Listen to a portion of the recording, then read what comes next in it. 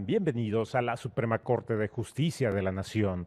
Les saluda José de Jesús Cruz y Baja y nos encontramos en su programa El Pleno en Vivo. Este día el Pleno del Tribunal Constitucional de nuestro país continuará conociendo del amparo directo en revisión, expediente número 1762/2018, un asunto importante en términos constitucionales y legales.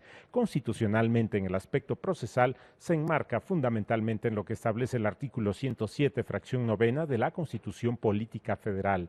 En el ámbito legal, en el aspecto procesal, importante el artículo 81 de la Ley de Amparo y el artículo 10 de la Ley Orgánica del Poder Judicial de la Federación. En el ámbito constitucional substancial, importantes, entre otros, los artículos 6, 14, 16, 20, 21 de la Constitución Política Federal, y también en el ámbito legal, en el aspecto substancial, importante el análisis que se establece en este asunto de la Ley de Instituciones de Crédito y del Código Fiscal de la Federación, además de la Ley General en materia de protección de datos personales en posesión de sujetos obligados.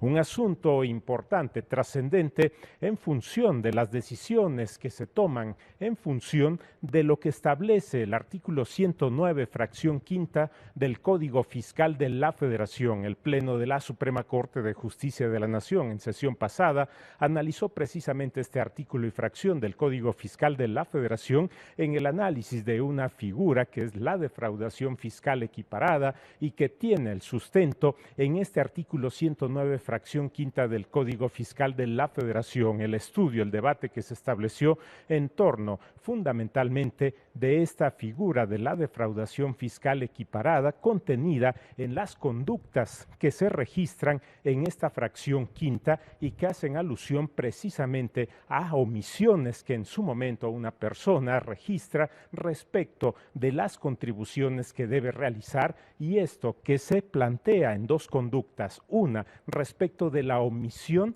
de las declaraciones mensuales, y en su caso más de 12, como plantea una primera conducta en el ámbito de esta fracción quinta, y otra que es precisamente una omisión respecto de la declaración de un ejercicio fiscal y en ambos casos no realizar el pago correspondiente. El asunto que se ubica precisamente en estas dos conductas que se registran en esta fracción quinta del artículo 109 del Código Fiscal de la Federación, pero el planteamiento fundamental es respecto de una determinación en esta fracción quinta que dice así como realizar una o la otra, y cuál es el punto que debe interpretarse respecto de una u otra o las dos conductas como elementos fundamentales en la constitución de este delito de defraudación fiscal equiparada. Un elemento importante para determinar precisamente en esta sesión ordinaria del Tribunal Constitucional de nuestro país. Se ha fijado en la sesión pasada precisamente la votación correspondiente para determinar el Pleno de la Suprema Corte de Justicia de la Nación la constitucionalidad del artículo 109, fracción quinta. Ese fue el resolutivo fundamental en la sesión pasada, y en esta sesión habrá de fijarse precisamente cuál es la interpretación que se realice respecto de una o dos conductas establecidas precisamente en la fracción quinta. Esta será la interpretación que se realice en el Pleno de la Suprema Corte de Justicia de la Nación en función precisamente de una u otra conducta, y este es el punto que se vincula precisamente a este tema de la defraudación fiscal equiparada en el análisis que establece el Pleno de la Suprema Corte de Justicia de la Nación en este amparo directo en revisión, expediente número 1762/2018. Este es el asunto que analiza el Tribunal Constitucional de nuestro país. En este momento iremos a una pausa y volvemos con ustedes con más comentarios al respecto. Vamos a la pausa.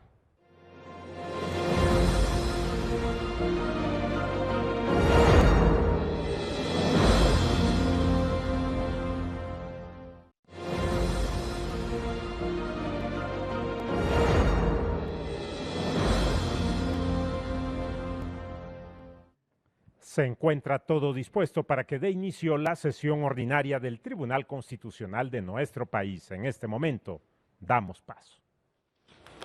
Se abre la sesión. Secretario, sírvase dar cuenta. Sí, señor ministro presidente. Se somete a su consideración el proyecto de acta de la sesión pública número 65 ordinaria, celebrada el martes 25 de junio del año en curso. Está a su consideración el acta. Si no hay observaciones en votación económica, consulto si se aprueba. Aprobada por unanimidad de votos. Continúe, secretario. Sí, señor.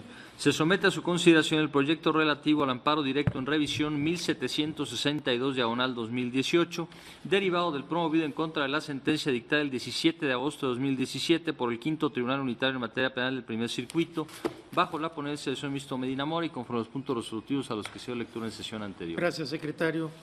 Habíamos votado en la sesión anterior el segundo precepto de este artículo y se había llegado a una votación y quedaba pendiente en esta sesión determinar cuál sería la interpretación o el sentido o alcances que iba a dar la mayoría a esta votación, para lo cual le cedo el uso de la palabra al ministro ponente, ministro Medina Mora. Muchas gracias, señor presidente. En efecto, en la sesión previa discutimos este asunto en términos del artículo 109 y ahí hubo 8 ministros que se pronunciaron por la constitucionalidad del precepto y dentro de esos 8, 5 que convergieron en un mismo sentido. La propuesta que yo hago es que la decisión mayoritaria sea que se estima infundado el agravio expresado por el quejoso y se confirme la sentencia del colegiado en esta materia, por un lado, y por otro lado, como ya se había resuelto,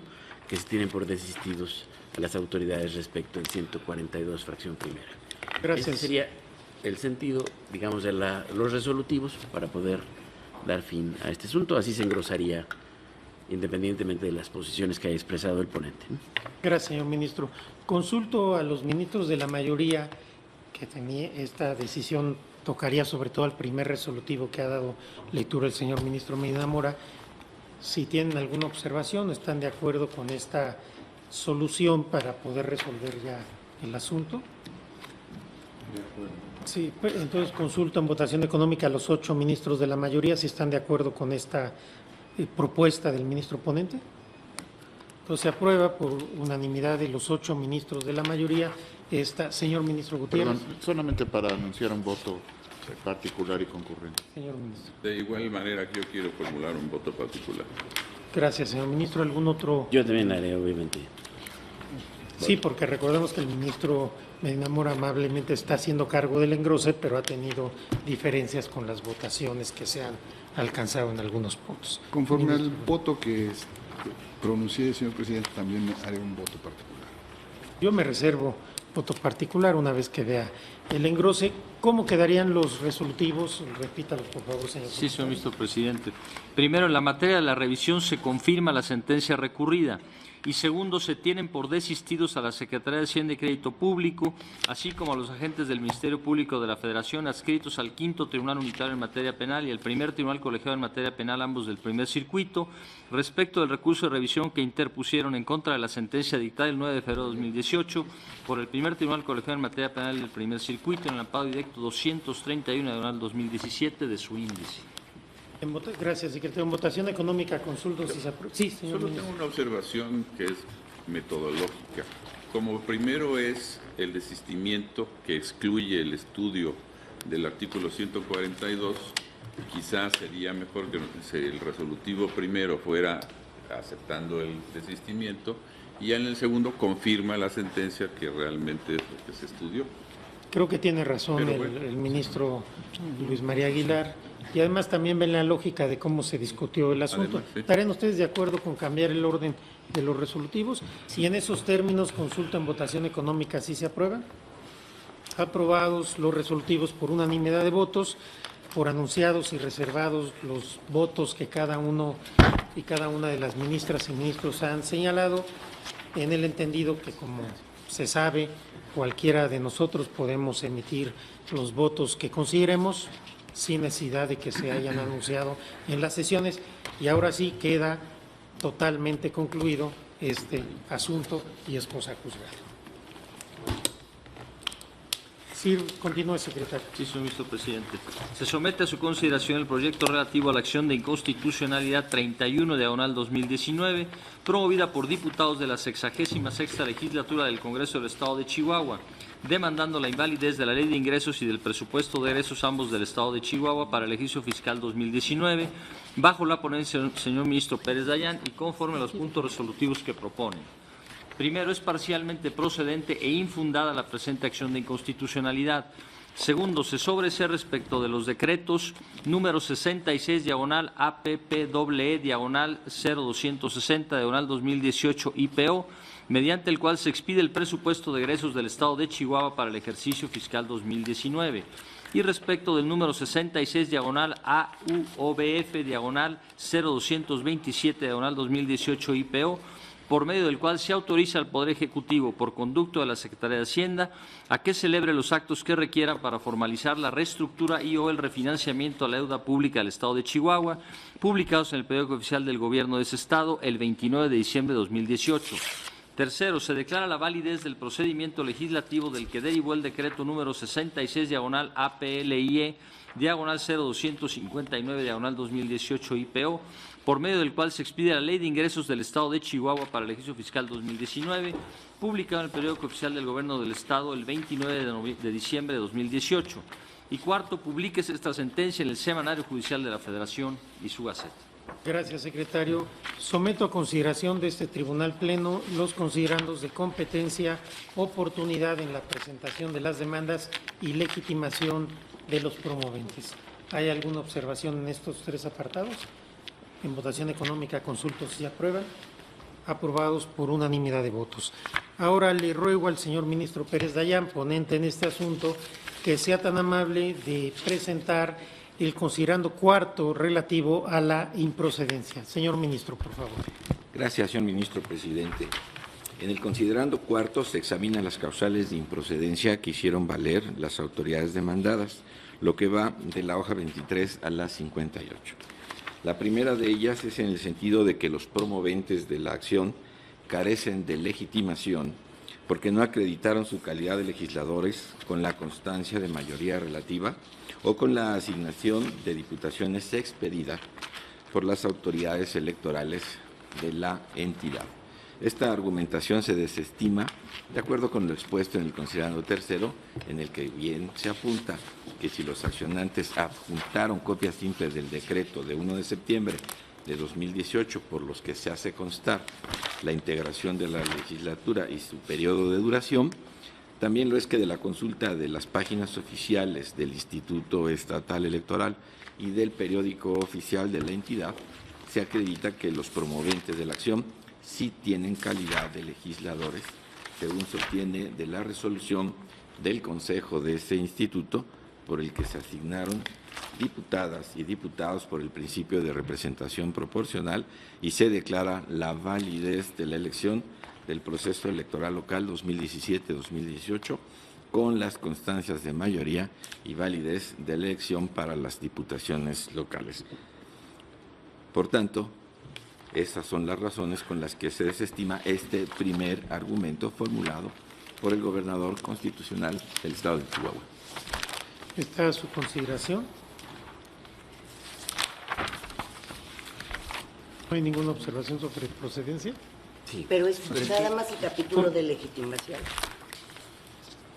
No, es que legitimación ya lo votamos. Legitimación. No, pero bueno, la causal de improcedencia que se refería a que no estaba el número el Congreso de suscriptores de la demanda que no habían acreditado.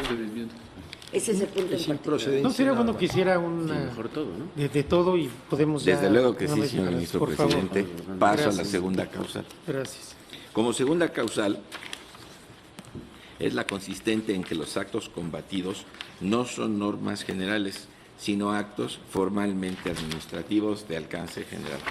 Esto es así según lo dispuesto en el artículo 105, fracción segunda de la Constitución Federal, pues las acciones de inconstitucionalidad solo proceden contra normas generales.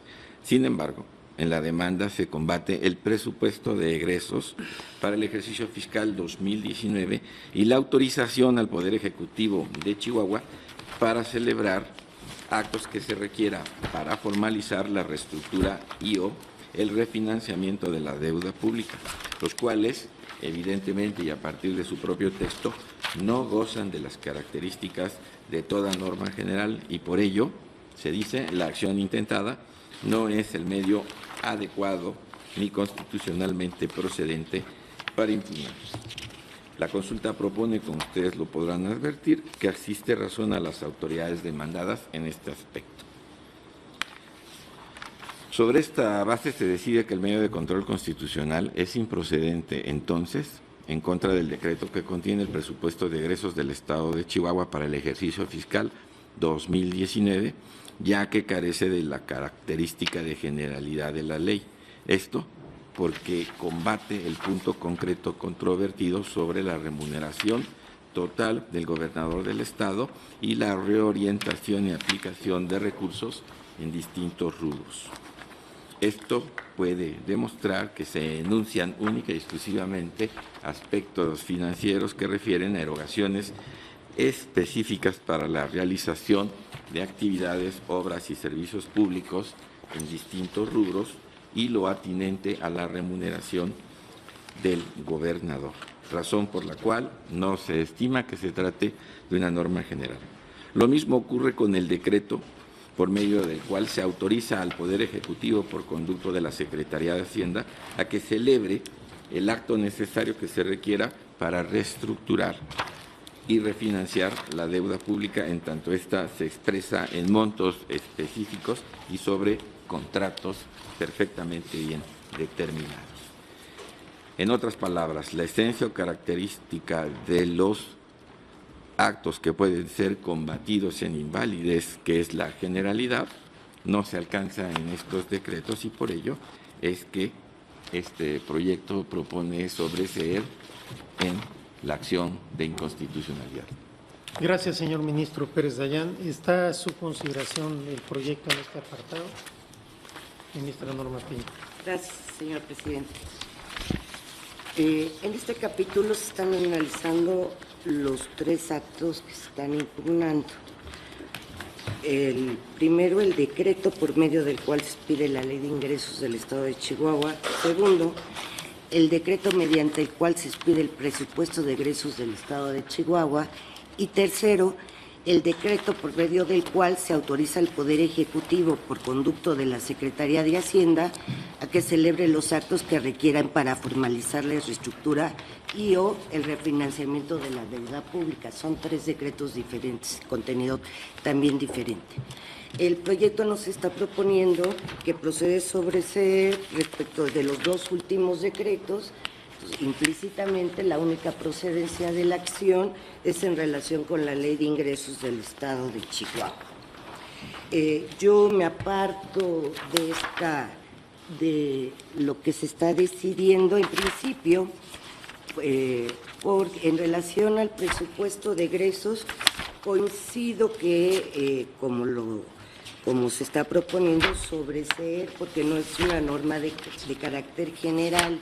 Sin embargo, estoy en contra de las consideraciones porque se regresa a un criterio que era anterior a que el Pleno resolviera las acciones de inconstitucionalidad 4/2011 y 83/2013, que dependía de cada caso concreto y no en relación a características generales.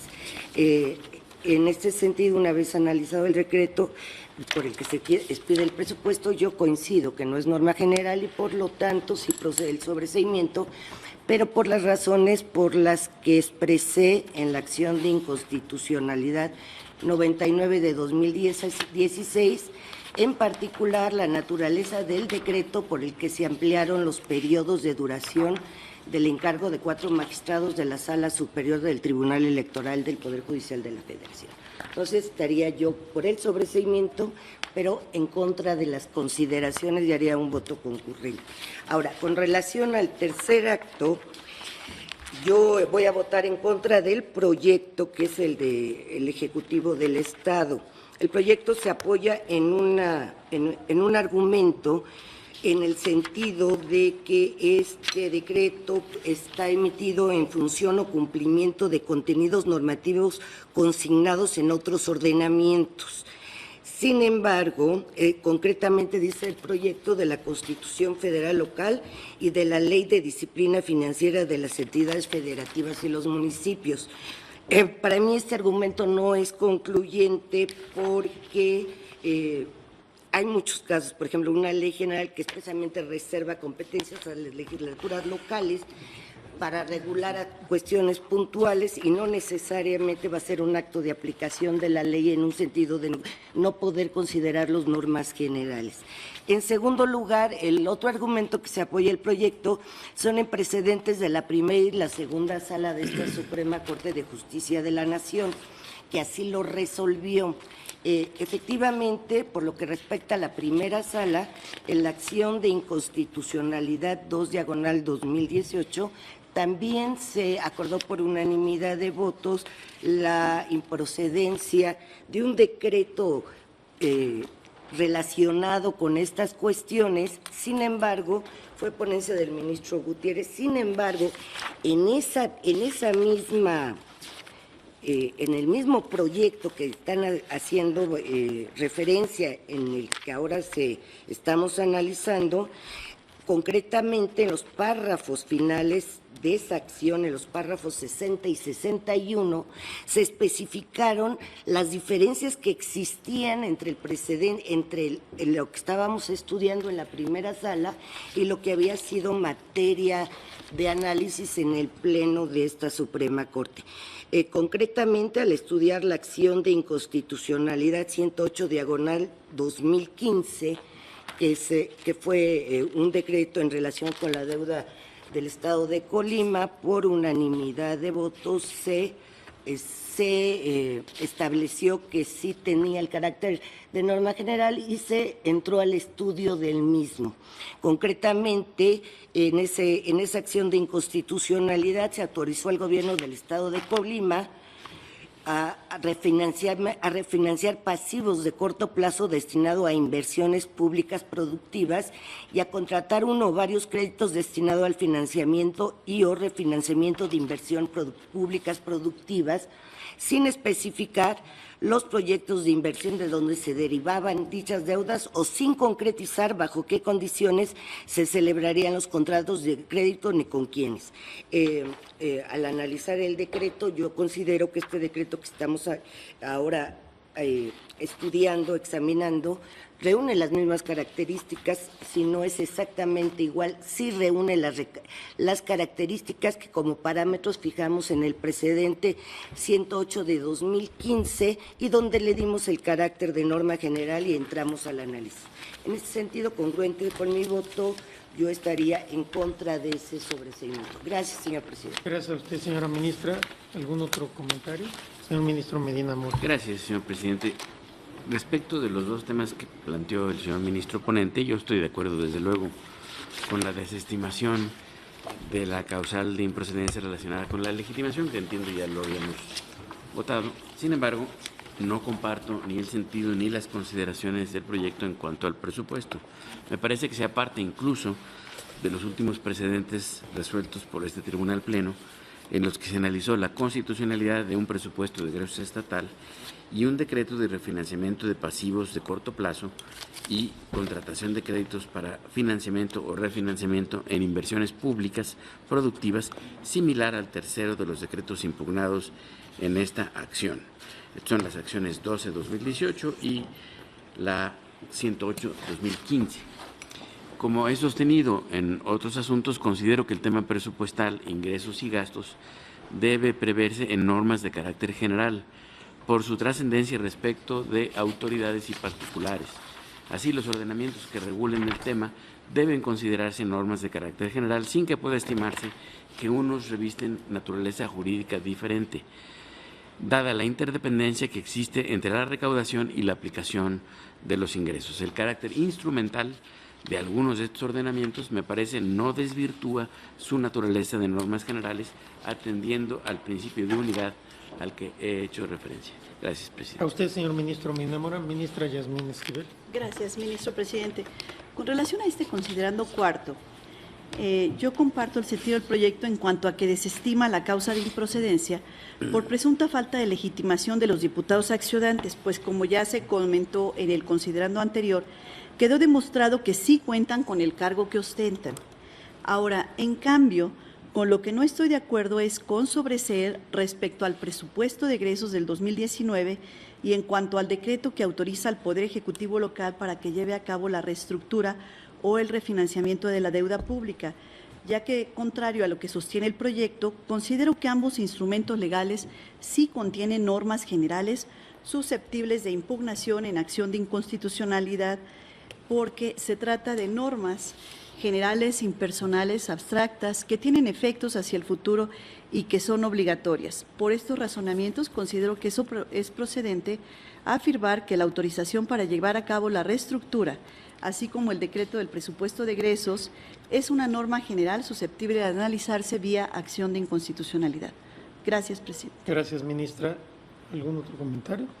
Señor ministro Franco. Gracias, señor presidente. Yo vengo exactamente en el mismo sentido. Yo desde la primera vez que participé en el tema presupuestal me pronuncié porque podía considerarse que era una norma general.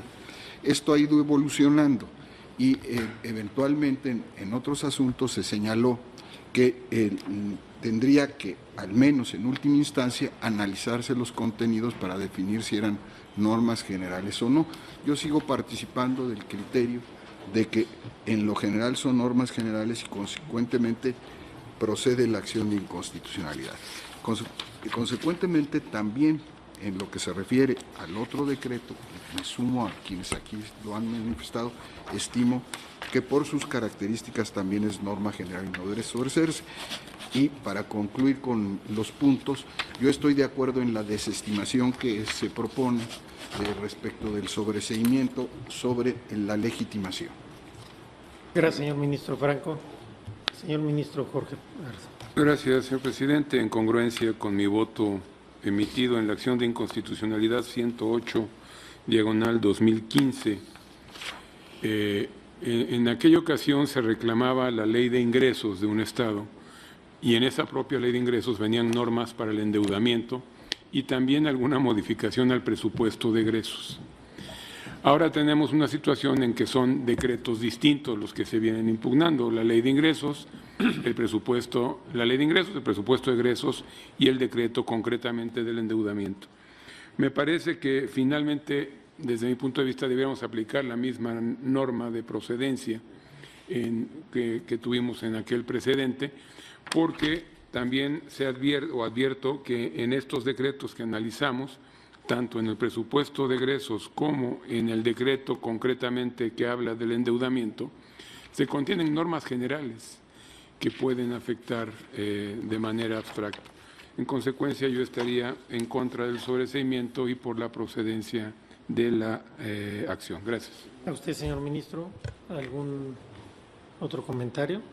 Señor ministro Luis María Aguilar. Yo también, en la acción de inconstitucionalidad 108/2015 del Estado de Colima, también se analizó la naturaleza jurídica de este tipo de actos y yo también consideré, como lo han señalado algunos de los señores ministros, que se trata de normas generales. Gracias. En cuanto al decreto PEF, yo sí voy a pronunciarme a favor del proyecto y del sobreseimiento. En este caso, yo solo haría un voto concurrente porque sí me parece que el criterio absoluto de que es acto administrativo yo nunca lo he compartido. Yo también, como lo dijo el ministro Fernando Franco, siempre he pensado que en el análisis del PEF siempre tenemos que recurrir a la materia y a la sustancia del mismo, porque es una norma compleja.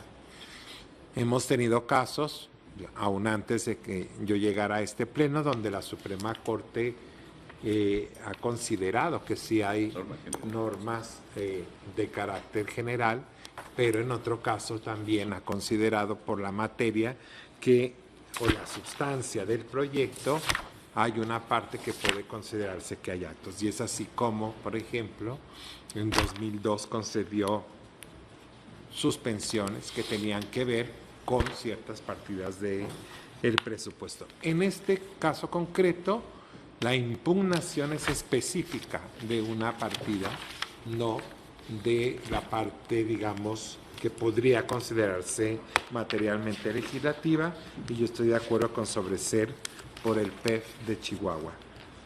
Por el contrario, como se ha señalado aquí, conforme al precedente Colima, yo también voté en ese asunto, como quienes me han precedido en la palabra, de que teníamos, y de hecho así sucedió, y entramos al análisis de su constitucionalidad. Gracias, presidente. Gracias a usted, señor ministro. ¿Algún otro comentario? Bueno, yo voy a expresar que yo siempre he sostenido que el presupuesto de egresos es una norma de carácter general, consecuentemente voy a estar en contra del sobreseimiento que se plantea. Sin embargo, me parece que el caso del decreto de autorización, si estamos en una norma individualizada y no en una norma de carácter general, así lo he votado en diversos precedentes en la primera sala cuando lo integraba, y me parece, al menos desde mi perspectiva, que la apelación al precedente de la acción 108 no es idéntico al caso que nos plantea. Allá creo que sí había razones, y así voté, de que eran normas de carácter general, pero aquí estamos en un decreto que lo que da es una autorización, y creo, al menos así lo visualizo desde mi óptica personal, que se trata de una norma individual o un acto administrativo y no una norma de carácter general, y en esos términos votaré. ¿Hay algún otro comentario? Ministro ponente. Gracias, señor ministro presidente. Desde luego, agradezco a las señoras y señores ministros que han expresado ahora su punto de vista respecto de uno de los tres aspectos que abarca el capítulo de sobreseimiento. Y también que me hayan hecho saber con anticipación que en la acción de inconstitucionalidad 12 de 2018 y en la 108 de 2015 se resolvió lo que ellos estiman es igual a este caso y lleva a las razones necesarias para sobreseer, o por lo menos las razones que más se acercarían para ello si es que hubiera alguna diferencia en sus presupuestos. Solo quiero expresar que la acción de inconstitucionalidad 12 de 2018 no hizo un planteamiento específico y un razonamiento para determinar una expresión de sobreseimiento. Simplemente se dijo, los accionantes, ninguna de las partes expresó causa de improcedencia, ni este tribunal pleno advierte alguna otra. Entonces, habiendo criterios sobre esta materia, el propio proyecto orientó hacia ese tema. Dijo, no hay causal de improcedencia hecha valer, y este tribunal pleno tampoco encuentra alguna. Es así que se estudió un tema similar al que aquí tenemos. Y por lo que hace al segundo de los precedentes, esto es el 108 de 2015, sí es importante recordar que los actos que se combatieron en aquella ocasión, precisamente del Congreso del Estado de Colima, comprendían tres apartados. El primero, autorizaba al gobierno del Estado a refinanciar pasivos. Esto es de alguna manera similar a lo que aquí tenemos. Sin embargo, el artículo segundo reformó la ley de ingresos. Esto es, incorporó la autorización como parte de la ley. Ya con ello hay una diferencia importante entre aquel y este.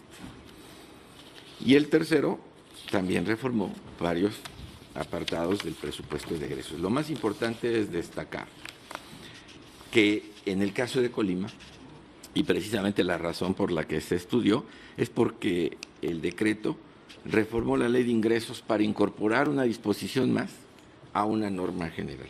El caso que aquí analizamos, como ustedes lo podrán advertir, muy en lo particular en la hoja 47, no hace una modificación de esa naturaleza. Por el contrario, lo único que da son los lineamientos generales para refinanciar, en lo que sí hay identidad, pero varía porque nos dice 15 acreedores cuyos contratos los identifica, expresa los saldos al 30 de noviembre de 2018 y el número de inscripción en el Registro Público Único de cada uno de esos empréstitos. A partir de ello, me parece claro que el decreto aquí combatido no significa estar frente a una norma general, como lo exige la Constitución para la procedencia de la acción de inconstitucionalidad. Y no lo pudiera creer así en la medida en que, como lo acabo de expresar, están aquí definidos cada uno de los acreedores del Estado, cada uno de los contratos que dieron lugar al adeudo, el saldo y el número de inscripción. Por tanto, este decreto a mí no me parece norma general. En caso de que así lo llegara a considerar la mayoría, habría que estudiar si esto es o no acorde con la legislación que rige estos temas, de suerte que no habría de sobreseerse. Sí creo que, como bien lo apuntó la señora ministra Piña Hernández, el criterio sostenido sobre esta materia conlleva, implica analizar caso por caso para establecer si en efecto el decreto combatido se puede identificar con una norma de carácter general, esto es, que no se agota con una sola aplicación, que alcanza una colectividad o pluralidad de sujetos indeterminados y que se determina de forma unilateral. Por lo que les acabo de expresar y la esencia del decreto, que es su artículo 2, al mencionar quiénes son los acreedores, cuáles son los créditos, cuál es su saldo y cuál es su número de inscripción, carece del efecto de generalidad. Esto es, una vez que se cumple el objetivo del decreto, desaparece esta disposición. No es la característica de la norma. La norma permanece luego de su aplicación. Una vez que se concrete esta orientación, este mandato, la norma dejará de tener efectos. Por eso es que considere, sin dejar de reconocer la dificultad que tiene vencer precedentes, el hecho de que a partir del casuismo, este no es el caso de una norma general. Gracias, señor ministro ponente. ¿Algún otro comentario? Sírvase a tomar votación, secretario. Sí, señor. Señor ministro, ustedes con el proyecto. Señor ministro González Alcántara. A favor del proyecto. Señor ministro Esquivel Mozo. En contra del proyecto. Señor ministro Franco González Yo Alves. estoy por el sobreseimiento en cuanto a la legitimación y en contra en el resto de los dos otros puntos abordados. Señor ministro Aguilar Morales. Estoy en contra del proyecto por no sobreser. Señor ministro Pardo Robledo. En contra por las razones que expuse. Señor ministro Piña Hernández. Yo estoy por la procedencia con relación a la ley de ingresos, como lo señala el proyecto.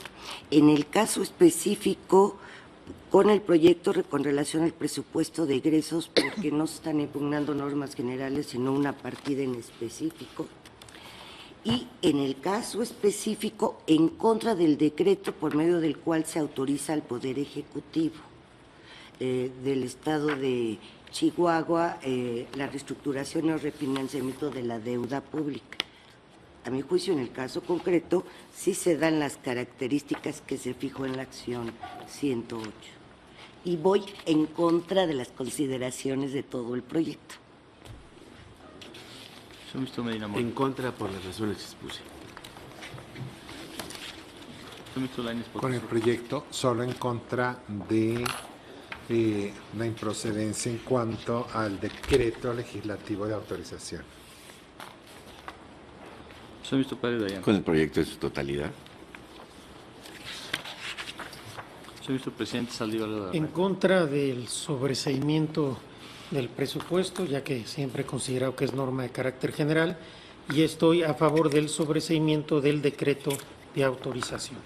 Señor ministro presidente, me permito informarle que existe una mayoría de 6 votos en contra de la propuesta del proyecto, por lo que se refiere a sobreseer respecto del decreto en virtud del cual se expide el presupuesto de egresos, y una mayoría de 7 votos en contra del proyecto, por lo que se refiere a la propuesta de sobreseer respecto del decreto por medio del cual se autoriza al Poder Ejecutivo para que celebre los actos que requieren para formalizar la reestructura y o el refinanciamiento de la deuda pública. Bien, pues entonces en esos términos hay que entrar a analizar la validez de tanto el presupuesto como el decreto de autorización, pero previamente hay un capítulo de violación a procedimiento legislativo, según entiendo, señor ministro ponente. Tiene efecto, señor ministro presidente. Lo que interesaría sería simple y sencillamente buscar la forma en que este Tribunal Pleno tuviera a su alcance, por lo que se ha dicho, el estudio de los conceptos de invalidez formulados en contra de los actos que se pretendía sobreseer. Si no se alcanzó la votación necesaria, habría que presentarlos. Esto no impide la continuación en aquello que subsiste, como lo es, en el caso concreto de la Ley de Ingresos, el proceso legislativo. Si usted me lo permite, pudiera yo hacer la presentación de ese tema, y si el Tribunal Pleno considerara conveniente dejar en lista el asunto para que una vez que pueda yo traer a la próxima sesión la contestación a los conceptos de invalidez a los que se refieren los actos que subsistieron, así poderlo analizar.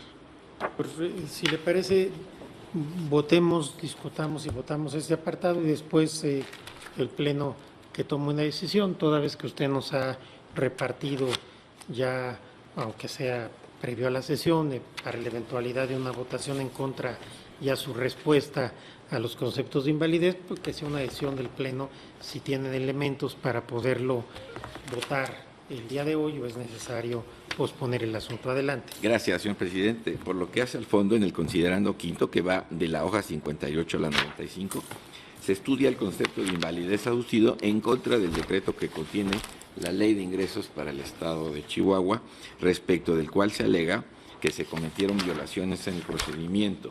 Esto es, se indica que no existió dictamen y que los diputados no contaron con el tiempo suficiente para conocer y estudiar el documento que se sometió a votación del Pleno del Congreso de la entidad. El examen de las constancias del procedimiento legislativo y de la legislación que lo regula permite concluir que los argumentos aducidos son infundados, pues se acredita que el dictamen de la Ley de Ingresos del Estado de Chihuahua para el ejercicio fiscal 2019 sí se emitió y se publicó en la Gaceta Parlamentaria el día previo a la sesión en la que éste se aprobó, observando lo dispuesto en el artículo 146 del Reglamento Interior y de Prácticas Parlamentarias del Poder Legislativo del Estado de Chihuahua. Es decir, se reitera, existió dictamen y de este se dio la difusión que exige la norma aplicable. Por tanto, los legisladores presentes en la sesión en que se aprobó el mismo tuvieron conocimiento a tiempo y de conformidad con su contenido.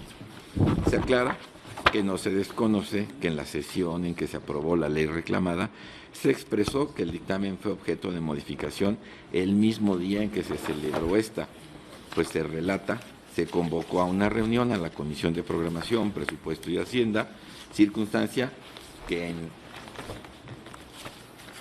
atención a lo alegado constituye una violación del procedimiento legislativo. Sin embargo, aún comprobado ello, no tendría el poder invalidatorio a que se refiere la jurisprudencia y precedentes de este tribunal, pues esto no afectó al principio de representación legislativa y de libre discusión de las normas, pues la lectura del diario de debates permite comprobar que durante la discusión los cambios se refirieron precisamente a las observaciones que los propios legisladores hicieron sobre distintos rubros como, entre otros, tenencia vehicular, es decir, son los propios alegatos de la discusión en el Pleno los cuales generaron las modificaciones cuestionadas. En este contexto, se califican como infundados los argumentos propuestos y la validez del procedimiento legislativo por el cual se aprobó el decreto que expide la Ley de Ingresos del Estado de Chihuahua para 2019. Gracias, señor ministro. Ponente, ministro González Alcántara, por favor. Muchas gracias. Considero que no se respetaron los principios básicos de la democracia parlamentaria en el procedimiento legislativo analizado, pues los integrantes del Congreso del Estado de Chihuahua no tuvieron conocimiento del dictamen que efectivamente se votó, cuando menos un día antes de la votación, como lo exige el artículo 146 de su reglamento interior. Como se afirma en el proyecto, el 19 de diciembre se publicó en la Gaceta Estatal un dictamen a la iniciativa de Ley de Ingresos. Sin embargo, como se desprende precisamente del acta número 9, visible en el portal, la Comisión de Programación, Presupuesto y Hacienda Pública sesionó a partir de las 8:30 de la mañana del día 20 de diciembre y modificó el dictamen en cuestión, siendo este último documento el que efectivamente se votó durante horas después del Pleno. El proyecto reconoce la existencia de este vicio, pero no le concede carácter invalidatorio porque los cambios al dictamen fueron evidenciados mediante expresiones de 2 diputados que subieron a la tribuna a fin de hacer patente esa violación procesal. Con lo anterior, se presupone que estos diputados conocían el contenido del dictamen modificado y que ese conocimiento convalida y es suficiente para considerar que existió lo que llaman una libre discusión de las normas y que no se afectó el principio de representación legislativa.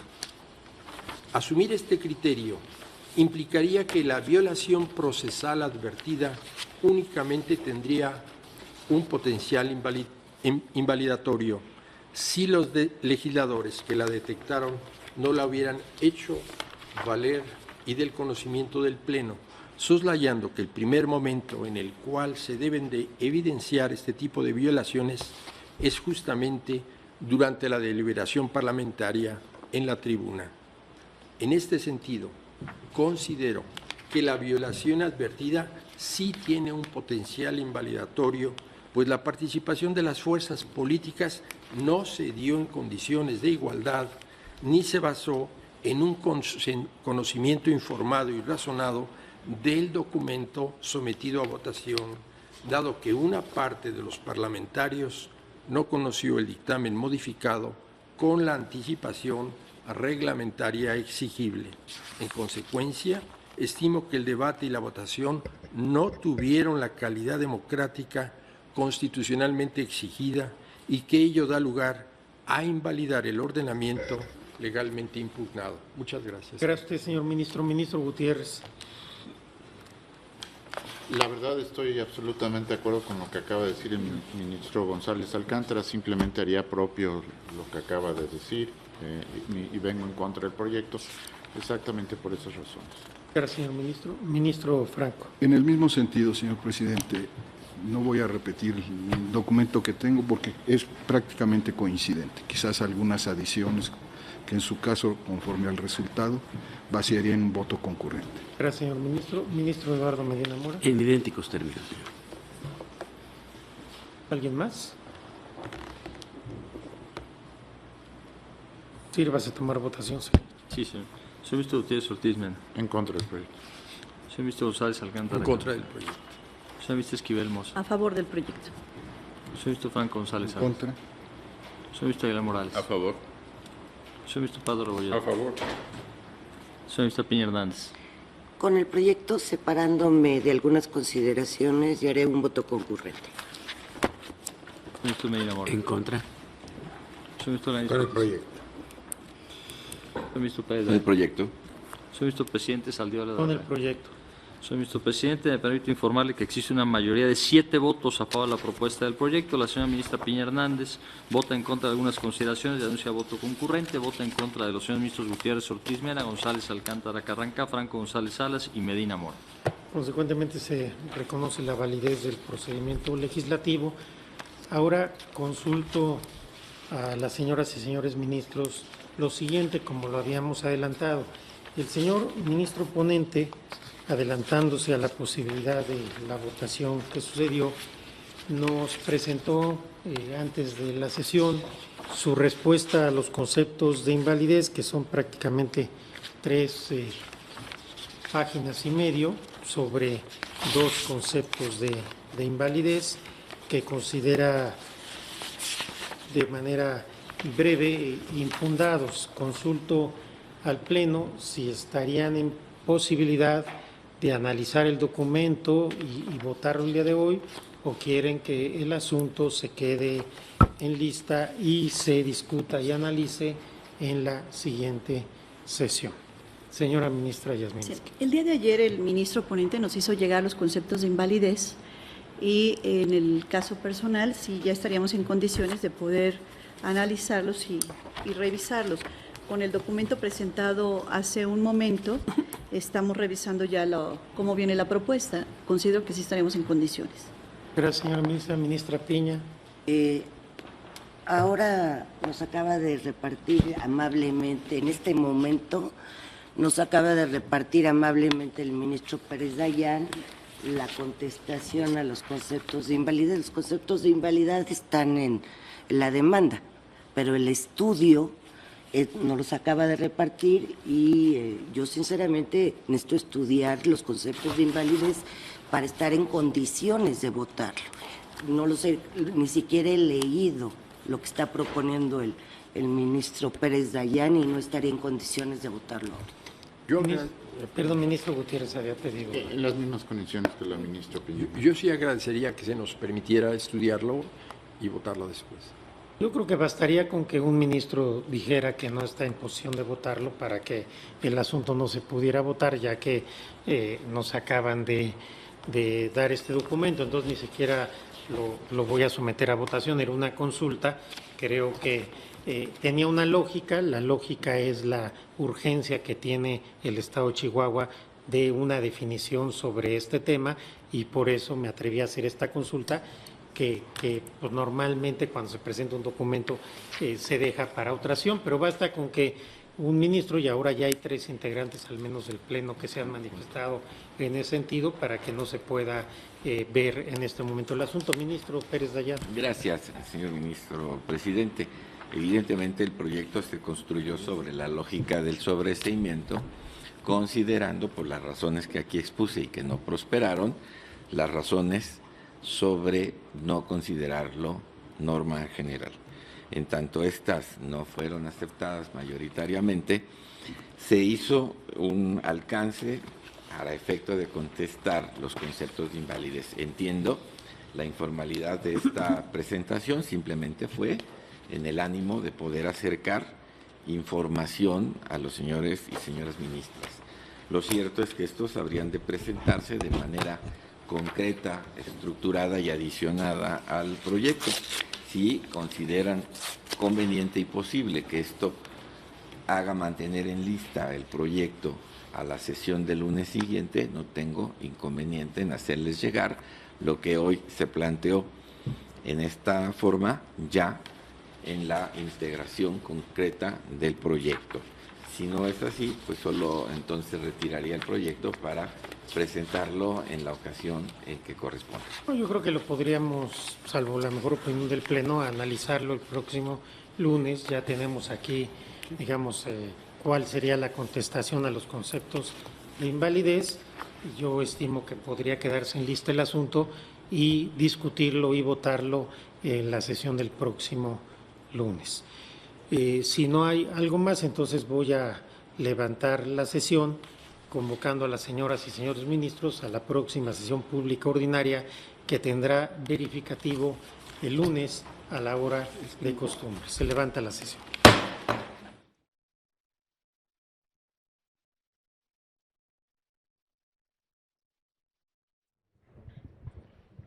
concluyó la sesión ordinaria del Tribunal Constitucional de nuestro país, donde el Pleno avanza en el estudio de diversos asuntos, resuelve el primero de ellos, el amparo directo en revisión, expediente número 1762/2018, un amparo directo en revisión donde se analizaron puntos fundamentales importantes en el contexto legal de acuerdo al estudio que se estableció en su momento de una de las vertientes correspondientes al artículo 142, fracción primera de la Ley de Instituciones de Crédito y posteriormente la segunda vertiente correspondiente al contenido del artículo 109, fracción quinta del Código Fiscal de la Federación. Un asunto importante, trascendente en función del análisis que establece el Pleno de la Suprema Corte de Justicia de la Nación en lo correspondiente a esta figura de defraudación fiscal equiparada correspondiente al contenido de este artículo 109, fracción quinta del Código Fiscal de la Federación, y en esta sesión ordinaria el Pleno del Tribunal Constitucional de nuestro país determina la constitucionalidad del artículo 109, fracción quinta del Código Fiscal de la Federación. Ese es el resolutivo importante, trascendente en función de la constitucionalidad y la interpretación que realiza respecto de que son infundados los agravios correspondientes, y en este caso se plantea la situación de que queda firme la resolución del tribunal colegiado que conoció de este asunto. Este es el resolutivo en esta sesión ordinaria del Tribunal Constitucional de nuestro país. Se confirma la resolución del tribunal colegiado y se determina la constitucionalidad de este artículo 109, fracción quinta del Código Fiscal de la Federación, con las conductas que se registran en el ámbito de esta fracción quinta respecto de esta figura de defraudación fiscal equiparada, y en el punto correspondiente al artículo 142, fracción primera del Ley de Instituciones de Crédito. En sesiones pasadas, el Pleno de la Suprema Corte de Justicia de la Nación analizó precisamente los desistimientos presentados por las autoridades correspondientes y determinó procedentes estos desistimientos y que van precisamente a los resolutivos en conjunto de este amparo directo en revisión, expediente número 1762/2018, y donde el primer resolutivo es precisamente el correspondiente a esta procedencia del desistimiento de las autoridades respecto de la decisión que en su momento, la sentencia que emitió el tribunal colegiado. Y punto también importante en función de este asunto, el segundo punto correspondiente a la constitucionalidad del artículo 109, fracción quinta del Código Fiscal de la Federación, y la confirmación de la resolución tomada en su momento por el tribunal colegiado. Son dos aspectos que derivan precisamente en los resolutivos del estudio y la decisión que toma el Tribunal Constitucional de nuestro país en este que es el amparo directo en revisión, expediente 1762/2018, y concluye el estudio con estos resolutivos, y posteriormente el Pleno aborda el estudio de una acción de inconstitucionalidad vinculada a la entidad federativa Chihuahua y al estudio fundamentalmente de dos decretos que se emitieron en la entidad federativa vinculados con el presupuesto de egresos de aquella entidad federativa y también con una reestructuración de la deuda pública en la entidad federativa. Este asunto continuará estudio en el Pleno del Tribunal Constitucional de nuestro país. Son estos dos asuntos en esta sesión ordinaria del Tribunal Constitucional.